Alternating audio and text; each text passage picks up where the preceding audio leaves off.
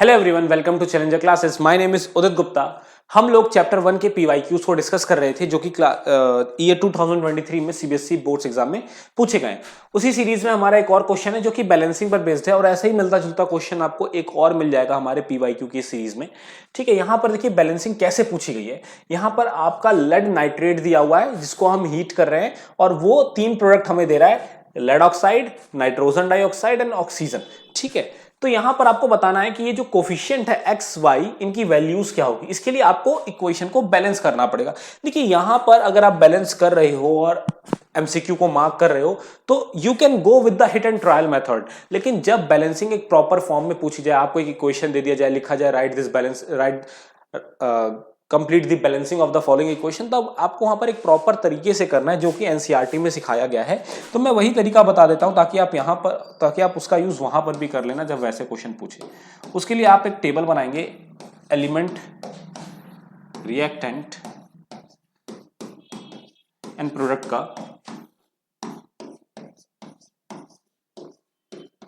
देखिए यहां पर एलिमेंट कौन कौन से हैं आपके पास, लेड है, नाइट्रोजन है और ऑक्सीजन, तीन है आपके पास। ठीक है, अच्छा रिएक्टेंट साइड जो लेड है वो 1 है, उसका एटम 1 है। नाइट्रोजन का कितना है, देखिए ये जो ऐसे लिखा होता है ना NO3 का होल ट्वाइस, इसका मतलब क्या होता है।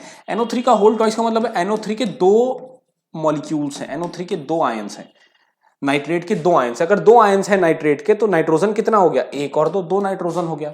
अच्छा NO3 का होल ट्वाइस में अगर ऑक्सीजन देखा जाए तो कितना ऑक्सीजन, तीन, एक आयन के साथ 3 ऑक्सीजन, तो दो के साथ कितने, 6 ऑक्सीजन। कितने ऑक्सीजन, 6 ऑक्सीजन।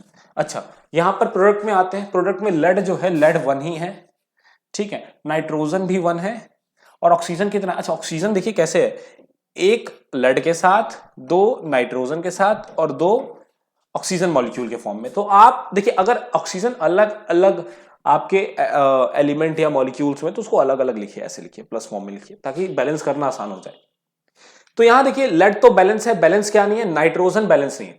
तो अगर मैं नाइट्रोजन में इंटू 2 करता हूं, नाइट्रोजन में इंटू 2 करता हूं तो यहां पर क्या हो जाएगा, यहां पर होगा क्या, यहां पर क्या हो जाएगा,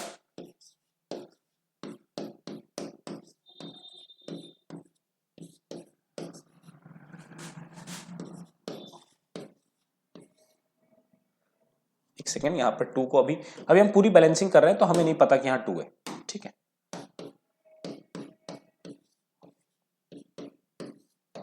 तो यहां मैंने 2 लगाया, 2 लगाते ही ऑक्सीजन क्या हो गया, यहाँ का ऑक्सीजन 4 हो गया, यहाँ का ऑक्सीजन क्या हो गया, 4 हो गया। ठीक है, चलिए अब नाइट्रोजन तो आपने बैलेंस कर दिया, अब ऑक्सीजन की बारी। तो यहाँ ऑक्सीजन देखिए 4 2 6 और 1 7 है और यहाँ 6 है। देखिए ऑक्सीजन तब तक बैलेंस नहीं होगा जब तक यहाँ पर इवन नंबर है तो यहाँ पर भी इवन नंबर ना आ जाए। तो इसको इवन बनाने के लिए, इस प्रोडक्ट साइड के ऑक्सीजन को इवन बनाने के लिए मैं यहाँ पर 2 से मल्टीप्लाई कर देता हूं।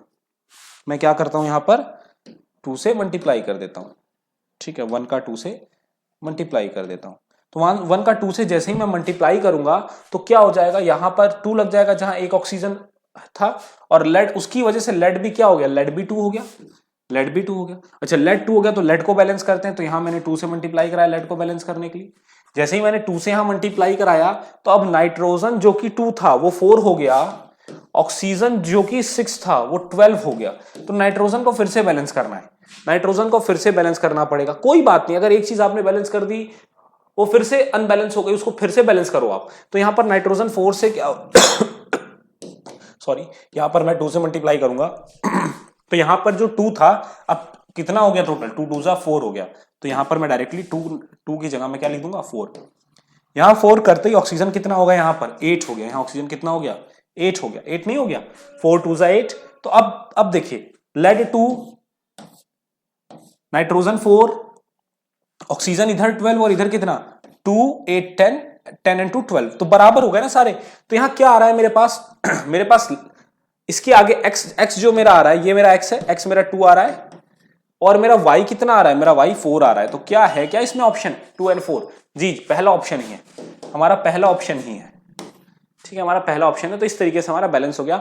तो बैलेंसिंग के क्वेश्चन अब इस तरीके से भी पूछे जा रहे हैं। पहले क्या होता था, डायरेक्ट क्वेश्चन आ जाता था कि बैलेंस द फॉलोइंग इक्वेशन, तो अब ऐसे भी क्वेश्चन आ रहे हैं। लेकिन अगर बैलेंस करने को आ जाए, क्वेश्चन आ जाए, एमसीक्यू में ना आए, तो आपको इस तरीके से करना पड़ेगा। आपको ये ईआरपी टेबल बनाना पड़ेगा, आपको स्टेप वाइज करना पड़ेगा, तभी आपको मार्क्स मिलेंगे। ठीक है, आई होप आपको एक्सप्लेनेशन समझ में आई होगी। मिलते हैं नेक्स्ट वीडियो में नेक्स्ट क्वेश्चन के साथ। Thank you.